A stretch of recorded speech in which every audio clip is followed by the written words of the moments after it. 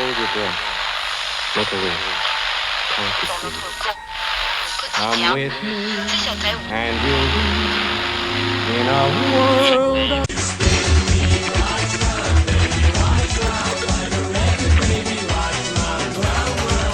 Please let me in. I want to get online. I need a computer. Launch countermeasures. I'm completely operational and all my circuits are functioning perfectly. No problemo. What is your major malfunction, numbnuts? Welcome to the party, pal! 4 years of film school for this? Now, button, who's got the button? I'm Clint Morris, publicist, producer, go-go dancer, and welcome to episode 1 of the production meeting. Now, what we're doing here is we're talking to a bunch of filmmakers, actors, producers. We wanted to start a podcast to talk about the changing trends of the industry and what's going on, and especially with COVID and everything else. And my co-hosts today, and we hope forever, will be are in the Hollywood squares above and to the left and to the right. Gabriel Campisi, if you've seen a horror film of the past 12 months, it probably wasn't produced by Gabriel, but it should have been. Gabriel is one of the most prolific independent film producers, especially of the horror genre. He's worked a lot with Jared Cohen, who of course I rep, and some of the distributors who, of course, I've worked with too. Gabriel, good to see you. Good to see you. All the way from Vegas. Vegas right now at the moment, yeah. And how is Vegas looking in terms of the corona pandemic? Post-apocalyptic. No, not that bad. Right. It's Resident Evil. Yeah, it's the hotels are shut down, so right. We're waiting, either slowly opening up. Very big for Vegas. Yeah. Wow. I guess the big question is, how is Brad Garrett coping with all this? Is he on the streets yet, busking, or? I don't know. Ask him. That's right. Someone's got to eat that discarded buffet food. And of course, in the other Hollywood square, giving us the actor's perspective of how everything is going, we pull back the red curtains and play a bit of Angelo. From Twin Peaks, it's actor James Grixoni. And we're just talking about James and how everyone, of course, screws up his surname. So for those that have struggled with James and his pronunciation, just call him Deputy Jesse. How are we, James? I'm doing great, man. How are you?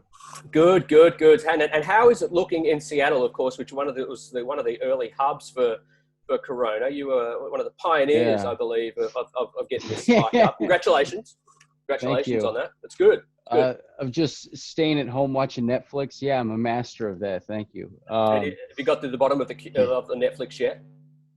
No, actually, I haven't watched Netflix. I'm trying to take this time to just be creative and going for a lot of walks with. I even have my mask on right now in case you and I get too close. Yeah. Right. No, man, it's good. It's good. I feel like the Washington is opening up. We're in the process of opening up right now, which I think is kind of mind-boggling because it's like with what's happened, and now here, we're trying to come out of it. It's kind of surreal, but you take it one day at a time, and it is what it is at the end of it. And a good joke and a good laugh is always the best medicine. Now you're talking about staying busy and pursuing some other creative endeavors. Presumably not a strippergram business or anything like that, but I think that's how a lot of us are spending this time too, especially whether it's in my industry, the marketing business, or Gabriel and filmmaking and so forth. But of thinking, what's next? What else can we do now? Those things that maybe we've put off for a while, some side ventures, some spin-offs. What's next? And because we've got to keep up with the changing trends, things are rapidly changing in our industry. We don't know how things are going to look, say, this time next year. How how are we going to, for instance, in your sake, or audition for a series? Is that going to change? Are there going to be set visits? Which is something that my industry will be, impacted by in terms of the sending journalists to sets and so forth. So tell us about some of the things that that you feel have Corona has impacted in terms of your industry so far. In terms of, well, obviously people are out of work, but do you see some permanent changes here in terms of acting? Yeah, I mean, I see. That's a great question. And just like the evolution of the industry, it's always evolving to some degree. I really feel like, again, in the last decade, the whole carpet of the entertainment industry has kind of been pulled out from under it, with social media and live streaming and the ability for somebody like me to create content, and how readily available that is. I mean, man, for God's sake, I shot, you could shoot a movie on your phone now. Right. And so that gives anybody the chance to create. And some of, and so I think we live in a time right now where I feel like it's kind of about getting rid of your expectations and just creating for creating's sake. Right. And when it comes to like really trying to, get on some TV series or audition, I am becoming more and more, since Twin Peaks, I've been incredibly grateful that I'm not having to audition for a lot of roles. I've made connections and I've networked, which again is like, that's what you got to do. But then when it comes to auditioning, I mean, man, we stream now. Yeah. I think that anything to where you can limit LA traffic and actors having to go from point A to point B, you're saving time, money, energy. And obviously you mentioned that, you're an actor first and foremost, but you're transitioning into, we're not transitioning, but you're turning into a creator too. So you're having to come up with your own stuff. So whether that's, a web series or a podcast, as you can see here, or something else. Do you think that's important, that an actor learns to, wear more hats than an overdressed camel? I like that. You can use it. Yeah, man. I mean, I think, I've learned, just like watching some of the most successful actors out there, you have to be a businessman before you're an artist, unfortunately, in this industry. And you have to be able to wear that hat as well. Right. And so, I'm sorry, what was your question again, one more time? Do you feel it is important for an actor to also become a creator and kind of take charge of their, be the captain of their own ship, start developing, maybe their own projects if they can get a web series off the ground, if they can produce a web series, especially one at the moment, or some kind of short film that can be shot at home or create at home, especially this year when a lot of us will be locked down for the best part of the year. And in order to keep that career going as an actor, you might have to start thinking outside the box and not rely on, a spelling family member to call you up. Yeah, man. Well, and that's the thing too, is again, the industry and the mainstream industry, it's tailored to a very select group of people. So with the technological boom, yeah, man, I mean, honestly, I write, I produce, I direct, I act, and then, people like Gabriel, for instance, this guy's, looking at your IMDb and all the films that you've produced. I'm curious to see, like, what do you produce, especially if people are creating their content. And do you feel, Gabriel, and Clint for that matter, that even cinema and movies are even going to continue to be what they are now? Is there something else like, that's going to come along? Well, it's such a big question. And Clint, you know this because you helped me last year get some people for my book. I got a new book coming out. And it's exactly what we're talking about. It's the title is The Independent Filmmaker's Guide to the New Hollywood, Success in the Era of Netflix and Streaming Video, because everything has changed on every front. And like you're saying, literally you got phones now that can shoot 4K video, or 4K, and they've shot some film. There's some directors that have shot entire films on that. So we can go in that direction. On the one hand, things are easier. Almost anybody can shoot anything. So it changes. Hollywood's been changing for the last couple of years, and it started with Netflix. Nobody took them serious. They tried to hook up a Blockbuster video, 15, 20 years ago. Blockbuster laughed at them, and now, Blockbuster went bankrupt and Netflix over. I don't think Hollywood was prepared for what Netflix did, which is part of the digital revolution. You were talking about technology, and it sideswiped everybody. They didn't expect it. And why do I say this? Well, because Netflix was not a studio or a production company. Okay? All the studios and production companies who this is their industry, they're not in charge of streaming video. Netflix is a company that was not a producer. It's a company that came and took their movies and created a whole new market, a whole new industry. So now you have all of Hollywood trying to catch up. Yeah. And Disney, they're probably the biggest, the only one that has a real chance is Disney right now. Mm-hmm. And the reason people don't know this, the reason they bought up so many other companies, Marvel, Lucasfilm, it is at 20th Century Fox, it's because they're trying to gather a library. Right. Because, they need that library. They need something huge to sustain an operation like a Netflix. You need a massive library. Because what happens if you have a small library? All right, people will subscribe for a little bit, a month or 2 or 3, then they watch everything up, done. Why are they going to keep paying for it? They need a massive library. So the industry's already been changing. And interestingly, I got to say this real quick. My book was going to come out last month. Mm. And the publisher called and said, hey, did you see this, COVID-19, all this? And because he read my book. And, he was the publisher, the editor.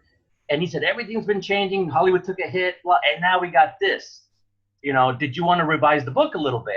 And I looked at it, and I revised a little bit, but not much, because it's still the same thing. Hollywood, there's a lot of change going, like James was saying, there's so much change going on.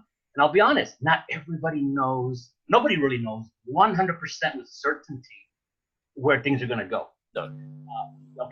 For example, the movie theaters, they shuttered, they closed down. Okay, I'm reading Market Watch and some other places. They're saying by the end of this month, Hollywood, the motion picture industry is going to take, I might be saying the wrong number, $10 billion loss. And it's going to continue after that. We're looking at billions of dollars in loss. But that's for motion pictures. Mm-hmm. Netflix, streaming video have seen an uptick. Yeah. Mm-hmm. Subscriptions. So, all of a sudden you see Netflix, it's... I don't want to say disaster-proof completely, but it's faring much better than the theaters. And interesting, we could go on in so many directions with this, but there's change, there's oceans, there's a ripple effect, and depending on what section we want to look at, the footing isn't solid anywhere. It's funny that there's been such a win for digital and streaming. I mean, they are smiling. If there's anything to smile about during this year, it's those guys are doing it, and look, and to an extent, we are as film publicists of largely independent films and TV series too.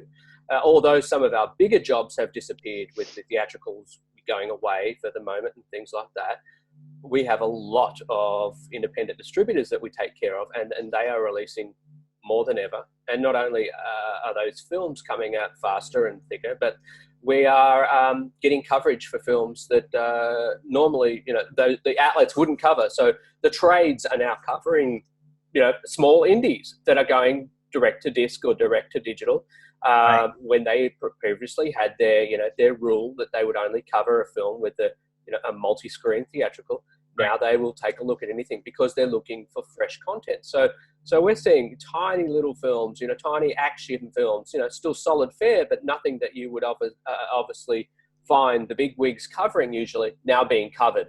And so we're inundated with campaign requests because of that, so it is a boom time for the indies in terms of digital. There is money to be made, I guess, at the moment, and everyone's at home looking for more and more films to watch. So they're bringing them, and they're bringing them thick. But at the same time, it must vary. It must hurt those that work in in the big studio fare, and that's their main crust. I have a friend that works in a PR firm or owns a PR firm, and his main job, of course, is to take care of the large studio films in terms of getting social influencers and vloggers and so forth to give them a bump, and he's got nothing. He's got nothing on at all, and he doesn't know when this is going to start. And usually he's booming. He's doing really well. So.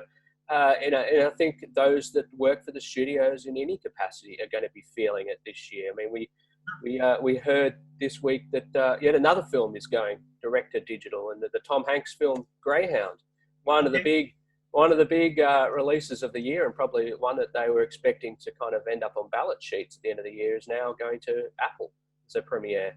Right. So, it is going to be interesting whether these changes do stay too. Are these is this going to be the new norm, going forward? Are we going to see less and less theatrical and more digital premieres, like, big films starring Tom Hanks? Are they going to go straight to the box now? And because they know that they can, and this will potentially make, just as much money, if not more, by going that way. I mean, it's interesting.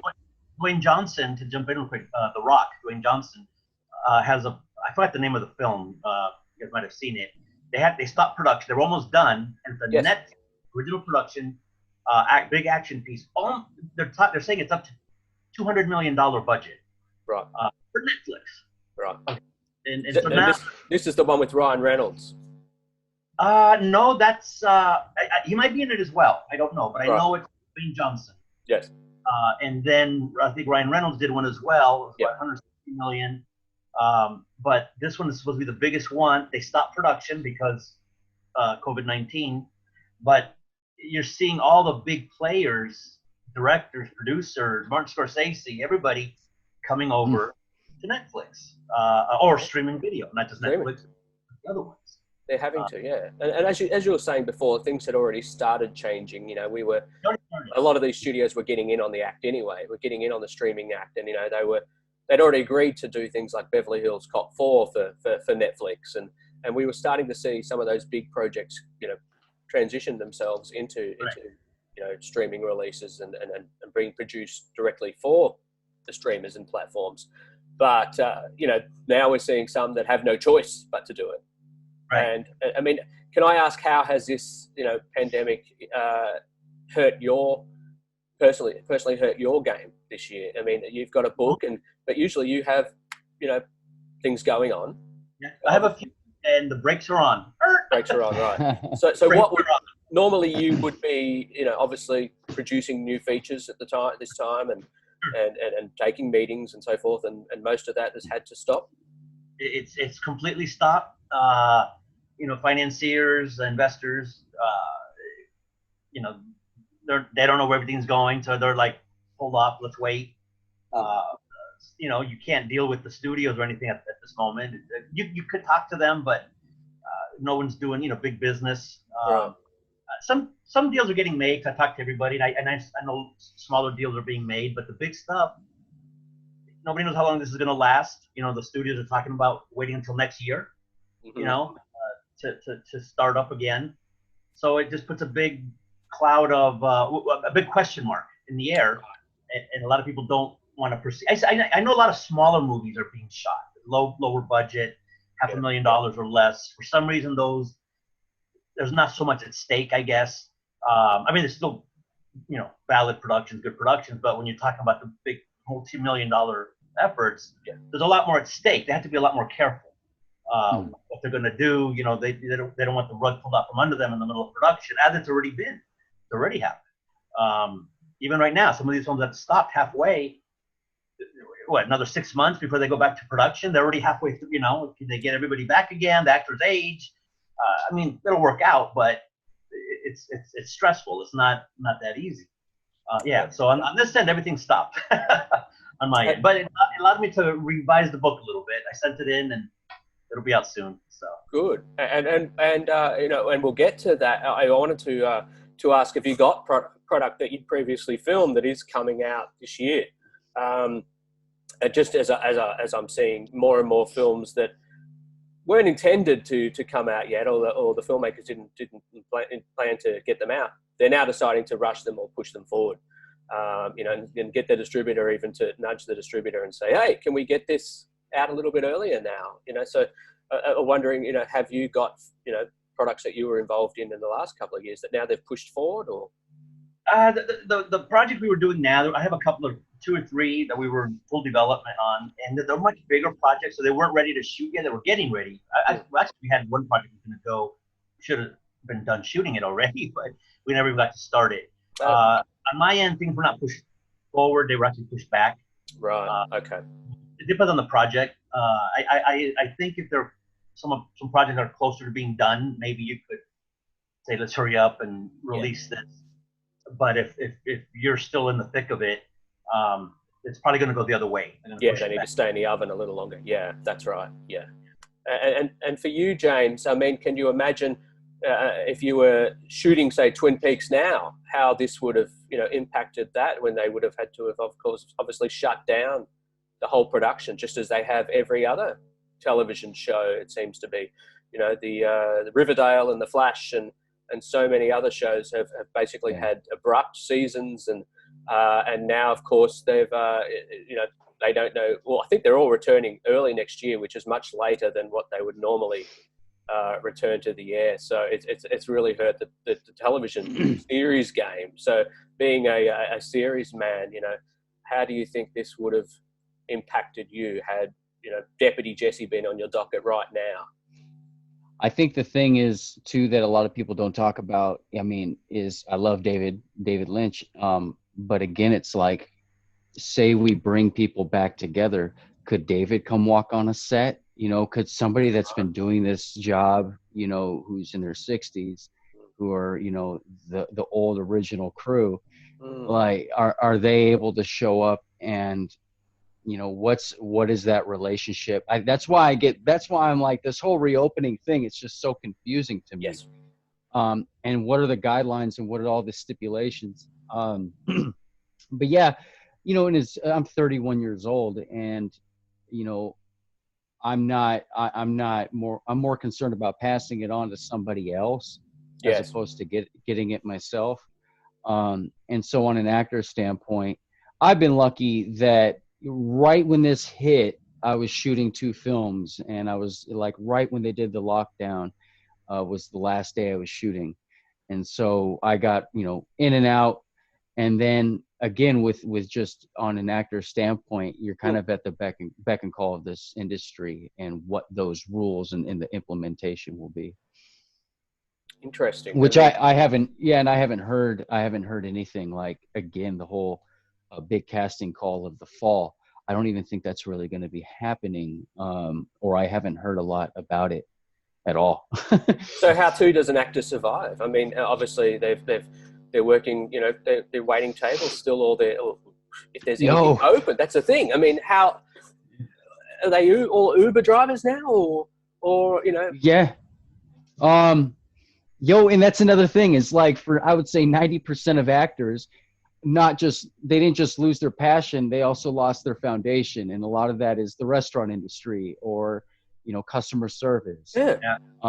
And so again, I'm from Seattle, and, I'm a yoga teacher, meditation teacher. I also, I'm a jack of all trades, man. I'm so lucky that I hustle my ass off. Good. But one of those things being is I was in the restaurant industry, and now it's gone. And so I really feel like now, any actors that are listening to this, you do know how to adapt. That's part of acting, is listening, adapting to the scene.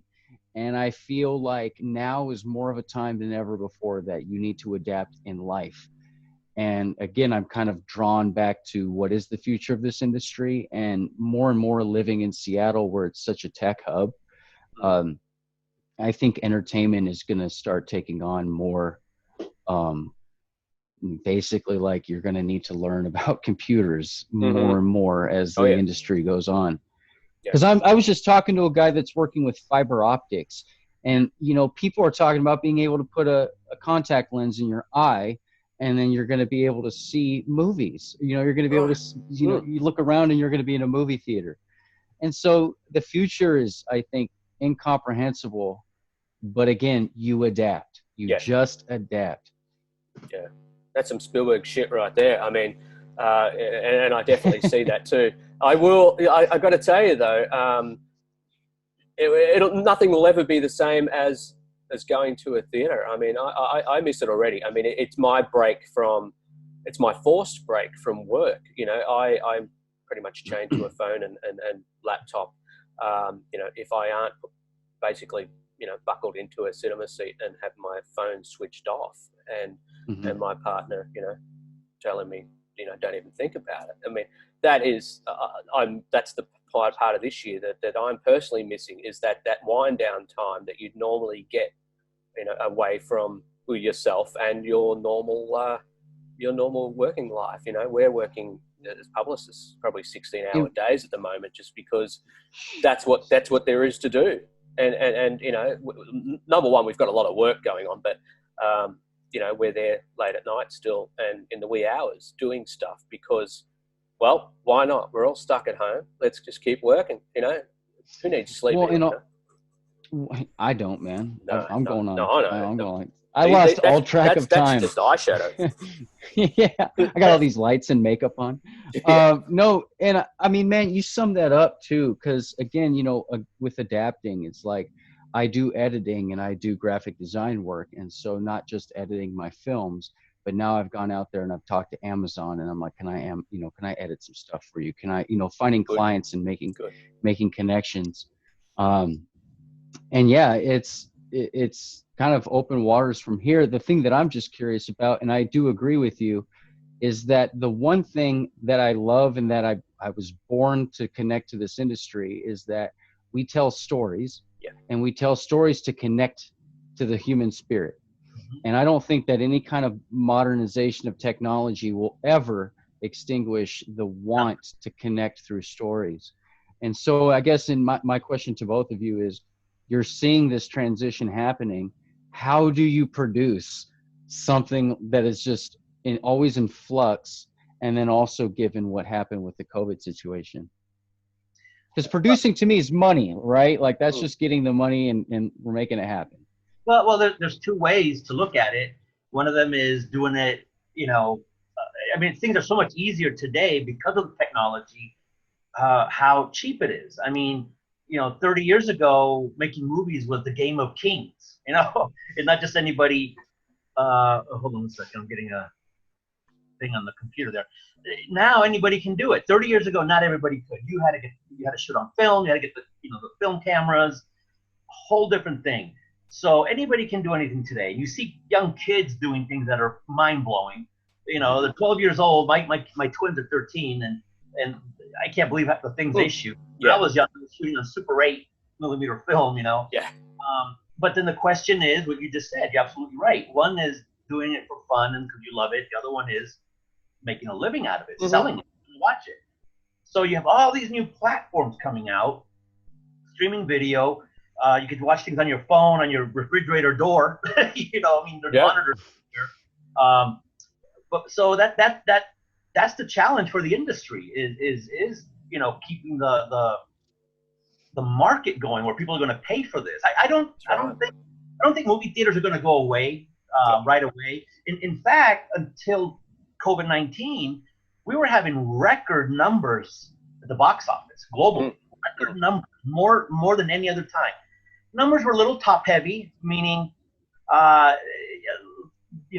big movies, the big Star Wars films, the big movies, not X-Men, what do you call it? Anyway, the X-rated movies. You mean the X-rated movies? X-rated movies. Those are making billions. Yeah, that's right. Yeah, but so those started. What do you call it? I lost my train of thought on that. So they were, those are the big movies. The smaller movies weren't making that much, but the big studios were making a concerted effort to pump billions into marketing. Yeah. People go to the theater, so they're doing the movies are more spectacle than anything. It's like going to a live show almost. Right. And so you got these the small number of tentpole movies, these huge movies, but there's been record numbers in theaters. And in China, for example, for a couple of years now, they've had more movie theaters than anyone in the world. It's a boom. Well, I don't know about now with COVID-19, but hopefully, hopefully things will get back to normal. But yeah, more theaters than any other country in the world. And now they've surpassed the United States as the number one market, fiscally, box office sales. Well, not now, because everything just stopped. But right when this happened, so everybody loves movie theaters, like you were saying. So it is a challenging time. I don't know what's going to happen, but I know there's a big push to keep them going. And then now Universal just stopped the movie. There was an animated movie. I forgot the name of it. And it was going to go release in theaters this month or next month. Universal said, you know what? Forget it. With this pandemic, boom, they put it on the internet. Trolls? That's the one. The Trolls, yeah. The worldwide tour, I believe it's called, yeah. Yes, that's the one. And they made so much money, way better than they expected. And AMC and some of the other theaters, they got pissed. If you read the news, right. They said, screw you guys. We're never going to show your movies again. How's that going to work? I mean, considering the brands that Universal have, and especially in the future, you can just imagine, anything that, say, a Spielberg comes out with that might be under the Universal banner, and so forth, or a Despicable Me movie or something that would normally be a big money spinner for these theaters. What, they're just going to say, no, we're not taking it. You can keep your groove. Right. Well, and that shows how much, what's the word? How big their balls are at the moment. Sorry? How big are balls they're wearing at the moment? I think just is it bark and no bite? I mean, is it just a bit of an empty threat? I mean, because they know that they're going to need these big studio movies. I mean, I just wrote about it in my book when I revised it a little bit, and I said, are they putting a nail in their own coffin by saying that?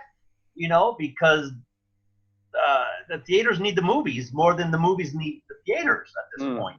Yeah. But they're not happy. So it's showing you the emotion, how intense this whole thing is. It really is. It's a fight for existence. It's an existential battle. Because theaters are not careful. I don't think they'll ever go away all the way, but some people say they might become like, Broadway, the theaters, where they're fewer and far between. They won't go away all the way. Or an IMAX theater, and the films that they show at IMAX are, they're usually few and far between. They're a Christopher Nolan movie, they're a Batman movie, they're an Avengers. Only the big things. And I do think that's the way that things will go. We will see less of those smaller Tom Hanks, dramas and maybe even Dwayne Johnson pieces and so forth, and sequels if they're not, of the $300 million ilk. Well, the Trolls movie, they saw how much money they made, how quickly. I don't know what kind of did with distribution. Incidentally, they call that premium video on demand. Right. And they've been talking about it for a long time, which is when a new motion picture comes out, big thing, they release it simultaneously with the theaters or immediately after. And the theaters have never liked that. And I didn't think they'd ever do it. They just did it with Trolls. And they literally went, oh my God, in like 2 weeks, we made what would have taken us 6 months to make, showing it in theaters or longer. That's right. And so Universal put out a notice saying, we're going to do this from now on. And that's actually why AMC and the other theaters reacted. Right. And they're fighting. I don't know, like you said, more bark than bite. Yeah, than bite. But it'll be interesting to see what they think. I mean, I don't know what you guys, think of this, but folks are saying the drive-in is going to make more of a comeback because they are actually. And I was actually just speaking to a client this morning, actually, who said that on the East Coast they've got a drive-in and that it's doing booming business because just because there's nothing else for folks to do, and the families are flocking to this drive-in on the weekends. Now they've got they're not even showing new release movies because there's nothing coming out. The studios have nothing to offer them. So what they're showing is an Indiana Jones double, I believe, last week, and a couple of Batman movies and films like that, double features of classics. One was Jaws and Back to the Future, so a universal double, funnily enough. But that just shows you that folks will still think of theaters and drive-ins and cinemas and so forth as more of a social outing, and it doesn't necessarily matter too much what's on, as long as they're going to be in for a good night, and they can go out with the family and grab some popcorn and pick a rat up off their seat and enjoy a night. I mean, and this is from someone that grew up at the drive-in theaters too, and I worked as a radio announcer for probably the first 5 or 6 years of my early career, and the station owned a drive-in theater. We were all required to work the drive-in theater, and just help out there and so forth. And so I grew up with the drive-in theaters, and whether it was as a torch boy or a attendee, and I've always loved it just because of the atmosphere and the fact that it's a very it's an intimate gathering, but also you can take your phone, you can text during a movie, and you can bring a pizza and just do what you want. But besides the fact that they've pretty much gotten rid of double features, I do like the sound of drive-ins making a comeback, and I'm so chuffed to read every day that X drive-in here and X drive-in here is packing people in, and I believe there's a couple in California that have reopened and are doing huge business. Now, can you guys see yourself going to, say, a drive-in more now as a result of this than a theater, and maybe if only because you might feel a little bit safer going there in the next 12 months? Well, I feel like, especially like with what you said about AMC, part of me feels like that is a knee-jerk reaction. But I think, too, I would hope that those kinds of theaters would start maybe opening their doors again to more independent films, because there was a big problem there where it was, Disney, and even Quentin Tarantino spoke on that. But then when it comes to drive-ins, I'm right there with you, man. Like, some of the best times growing up was just going to a drive-in theater. That was in the 90s. And so they were kind of falling away. But yeah, man. And then show a movie that's like from the 90s or the 80s or the 70s. Like, or, as you said, cool nostalgia. Talking about theaters and drive-ins not supporting a lot of indie fare. I've noticed the drive-ins, if they are showing new fare at the moment, they're showing a couple of IFC movies or some indie distributors' new releases. There's something called The Wretched or something like that at the moment, a genre film that's packing them in over there because it's a new film, even though it's an indie release. And I think that's great. And so it's funny, we've got a film that we're doing a campaign for at the moment, which we're still, it's funny. It's coming out supposedly in theaters on June the 5th. Now, the filmmaker, the distributor, and I really do know that this isn't going to happen. We know that theaters aren't going to be open on June the 5th, but we're still pitching it as if it's opening in theaters right up until, the fat lady sings. So basically, until we hear Roseanne scream, we're not going to be telling, reporters that we've pulled the pin on the theatrical. We're hoping for some kind of miracle for him. But we've also got in ahead of this, and then thought about it, and seeing the drive-in thing. We've been contacting the drive-ins and hitting up the drive-ins to see whether we could maybe get this thing in as a main attraction. But you of course can guess what's happened. Of course, everyone else has had the same idea. So to try and get a film into the drive-ins, the handful of few that are still open over the next 6 months is going to be very hard, because everyone's like, hey, I've got a film that'll go down well at the drive-in. And I think the drive-in is going to be spoilt for choice over the coming weeks now and months ahead. And I love that for them. That's great. I mean, a lot of these guys, these mum and pop drive-ins, have been struggling for years, for the better part of 20, 30 years, and they've just remained open. And only then, if they've been refurbished and put a lot of money into them and have been promoting themselves, and the others just die away. So I think even the few crusty old silver screens will probably get some kind of a renaissance. Yeah. Well, I think it's what James was saying earlier is, entertainment. If the digital revolution went away tomorrow, if electricity cut out, we had no more technology, no more cell phones, no more nothing, we're still going to tell stories. We're still going to sit on the campfire and do shadows on the wall, whatever. But this, regardless of technology, people love storytelling, like James was saying. And so I don't think, as much as in a way theaters might be threatened a little bit, I don't think we're going to see it anytime soon where they go away. No, like completely. Like Broadway theaters. Over the next few years will be interesting to see what happens. But I don't think there's going to be boom. I don't think it's going to be a sharp curve. If anything, because people love theaters. Like you said, you got to get away. You got to go to the theater. You've got to get out. It's one of the only places that forces you to switch off, literally, and your phone. And that's a good thing. That's a good thing. You get to break. You get to escape into someone else's world for a couple of hours. You get to live in Gotham City. You get to hang with Marty McFly for a couple of hours, and that's good. You don't want to be sitting there thinking about that. That client, just not every day. Not every minute of the day. At least break from him for a little bit. Tell Gabriel he's going to have to wait for 2 hours before we start talking about his book again. But I guess that's a nice segue into the book. Let's talk about the book, Gabriel. We want to get a plug in here for the book.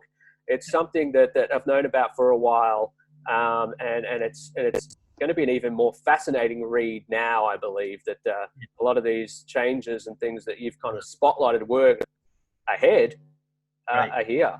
And so let us know, what's the 411? Well, it's really everything we've just been talking about. I've been following it, the whole thing, and looking at the business, how everything's been changing, the business side of it, the business models. Up until just 8 years ago, roughly, there were people still making the killing with DVD sales. Right. Okay. That's less than 10 years ago. That market is still there, but you can go into any Walmart or Target and see major studio movies on DVD, 2 for $5. It's not the same market that it used to be, because now you have streaming video. Streaming video has just taken over everything. It's easy, it's a lot easier, simpler for the consumer, for the audience. So that's why they love it. And it's easier also for the distributors, for everything. So so the business models have changed. But you got this thing also where you got these new gatekeepers. For years it's, you can't get into the studio, those big studios. Now, same thing. Netflix, when it first came out, started doing the streaming. Anybody could get a meeting with them. They were looking for content. I remember I was one of the first subscribers. And you watch 2-3 movies that were kind of new, and the rest were like, they were looking for content. Now you can't even find a phone number for Netflix. You got to call your agent, and they have to make it happen. It's the same game, different time, I guess. Instead of the studios being the gatekeepers, now it's Netflix and everything. But that changes the business models. You try to do the theater. Before it was you do a theatrical release. It's out there for 3 months, 6 months. The better that does, the better it's going to do on DVD, on television, ancillary markets. Now, streaming video says we don't need that. You don't even need the marketing. You don't need to put in $50 million to promote this. And so it just changes. It depends on what level you're at. It depends on the budget. If you're doing a film, it's one level. If you're doing a big move, but the thing is, I didn't just write about this. And I did it. I have 2 other books, which you know about, also publisher. I went out and I talked to 15, filmmakers and executives in the business. And I said, hey, here's what I'm thinking. Here's what I'm looking at. What do you guys think? And they all said, yep. Can I interview you guys? Sure. And you helped me get, I think, Joel Soyson. You helped me get a couple of guys, which I appreciate. Thank you so much. But they all weigh in, and they all, are jumping in. They're basically having the same conversation we're having right now, the 3 of us. And everyone agrees things are changing. I call it a paradigm shift. A paradigm shift on the business, how it works. And people, I think everybody's kind of woken up now, but some people were staying on the old business model, the old business models, theatrical, DVD sales. They were banking on that. You can't bank on that anymore. You just have to. It's a whole different game. And like I said, nobody knows 100% where it's going to go. But that's what the book's about. Everybody's weighing in on it. Everything's changing. There's different roads to take. And there's also uncertainty. There's a lot of uncertainty still. But it's everything we're talking about. Literally, everything you mentioned. It talks about the theaters, what's going to happen. We don't know 100%. We know that they're threatened a little bit, or a lot. But there's a fight to keep them going. That's why you keep seeing, you go to the theaters now, you got better seats, the reclining seats. Some theaters now have, food and alcohol. These are all things that keep the theaters changing with the times and give more reason to go to them. Now, another one, James, you'll like this one. You probably already know this. I don't know, but they're talking about doing a different pricing for theaters for the different types of movies. If you have a studio film, you're going to pay $10, $15 to go watch it. Well, what if it's an indie film? It doesn't cost that much, okay? Well, they're talking about to keep theaters relevant. You can go watch them, smaller films, but you're going to pay $3, $4, That's crazy. That also stimulates community, I think, as well. So it's like if some young New York filmmaker makes a film and then gets it into his area of New York, dude, you could just, Exactly. So they're looking at, the movie theater executives, they're bright. They're doing. They're not going down without a fight, and they're doing some good stuff. But that's one of them. Hey, there's a smaller movie that came out, a $5 million movie. You pay $3 to watch it. Everybody's gonna go. You pay a lot less. But then you got the Star Wars number 12, whatever. Okay, you can pay the $10 or $15 or whatever. Pay a lot more. So. And also too is go on. No, I was just saying everything is in motion. Everything's in motion. And I've talked to some executives. I won't mention names. I know a couple of the studios, and it's funny when I talk to them. Hey, can I interview you for the book? Oh yeah, no problem. What's it about? And the moment it came down, it's all about business and where everything's at. They went, oh, can't, because they don't know what's happening. I mean, they think they do, but they're not 100% sure. And I've noticed some of them are scared. Not trembling, but they're like, we're putting millions here, millions there, and we don't know what's going to happen. So it's in anybody's game, really. But I think it's positive for filmmakers and producers. I'll say this: all these streaming platforms need content. Period. You have to fuel the monster. You have to fuel the system. There's a lot of opportunity. So this is the positive for filmmakers. There's going to be more opportunity than ever before. Okay, but you got to know how to get in there and work with it. But now the only difference. This is not only my opinion, but a few others have said the same thing. The pie's getting bigger, right? Because Netflix, Disney, Hulu, there's so much, but the slices are getting smaller. Okay, and that's one of the biggest differences. One of the biggest changes in the game is there's so much more opportunity, but usually you're making a lot less money on those sales, and so you have to consider that, and that's one of the biggest changes or different things that's taking place right now. So interesting.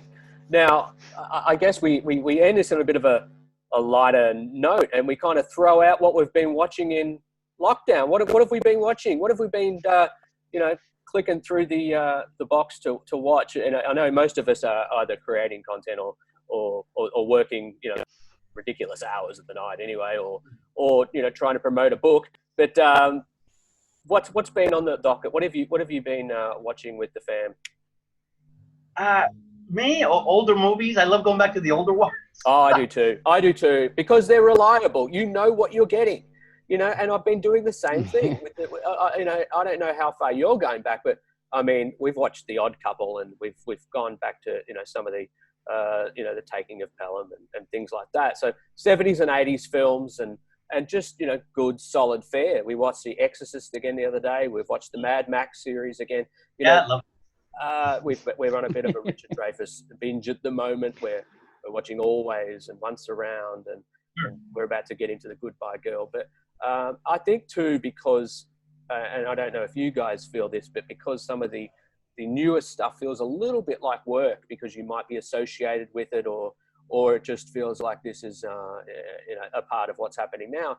I prefer to go back where it was in a time where I didn't work in the industry. I don't feel like I'm watching this as part of a job, and I can relax.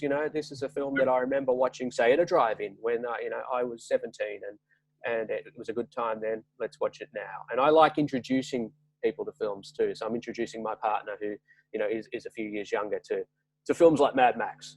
She sits there scratching her head through most of the thing, going, what the fuck is this? But I think she gets a bigger kick out of watching me laugh, about people's getting their heads chopped off, or a guy with a mohawk going, face forward into the back of a truck. But that's fun stuff. So yeah. What are the old films you're watching, Gabriel? Tonight we're supposed to watch Aliens with my Love kids. it. They haven't seen that one. I found out the other day they haven't seen it. I went, where did I fail as a parent? What do you mean you haven't seen it? So tonight is Aliens. Nice. Tonight we watched Dances with Wolves, Kevin Costner. Classic. Yeah. And then with my son, my older son, I watched The Patriot with Mel Gibson. Oh yeah, it's a good movie. I love the new stuff. I watched Stranger Things and some of these on Netflix. I love all those, but I always gravitate back to the 80s and 90s. Spielberg, Luke, Cameron. That's what I grew up with. Yeah, that's right. What about you, James? And I hope it's not your demo tape, just on loop. It's all the movies I've been in, just over and over and over again. The best bits, just sitting there. Yeah. No, that's a good way to go crazy. I kind of stopped. I've noticed that movies these days are just like gratuitously violent, and right. I don't disagree with that. I like to because I write, and so in my screenplay I just wrote, there's a lot of conversation with that. But in regards to what I'm watching, I'm doing the same thing. I'm hitting all nostalgia notes, and so I'm watching like the 60s Twilight Zone. Yeah. I'm watching the X-Files. I'm like, especially coming from the Twin Peaks world. X-Files is just like, and so a lot of old school TV shows, and then anything from the 90s. And so watching like Dirty Work with Norm Macdonald, Half Baked, Dave Chappelle. Yeah. Just all the comedies I grew up with, man. Dumb and Dumber. Right. That's great. I used to be able to quote, like, say verbatim every line of that movie, and I'm kind of glad I forgot how to do that over time. we watched Friday the other day, the Ice Cube thing. Nice. I love the first one, which I think is the best. Hilarious film. I mean, I've seen it before. I saw it at the theater, but I hadn't seen it in a long time, and it still works a treat. It's a good one. So enjoyed introducing that to my partner. I was a little bit what I'll have to, because just on the Ice Cube topic, I'll have to introduce her to Boys in the Hood, because that's just an epic. That's one of my favorite films. Yeah. It just occurred to me she hadn't seen that. Yeah. Or if you want to get real dark, Menace to Society. That was like the darkest version of that era of movies. Any time before a time of like when we carried cell phones around, I liked that era, because like you always had the guy like making the phone call, being like, "Hey man, I'll meet you over here," and then some crazy stuff. Now you could just text people, and it's like, yeah. Well, I guess that's all the suspense is gone. The suspense is gone. Yep, and so have the minutes, which means I guess we're wrapping up episode 1, and what a treat it was to join my cohorts here to talk film and the industry, and of course James and his love of his own demo tape. But it was great to talk to you both today, and I can't wait for the next round. For sure, sounds great. Yeah, same. Great talking to both of you. Great talking to both. Likewise, good to meet you, Gabriel, and it's great to see you, Clint. Good to see you guys as always. Get the next one. Yes. Bye.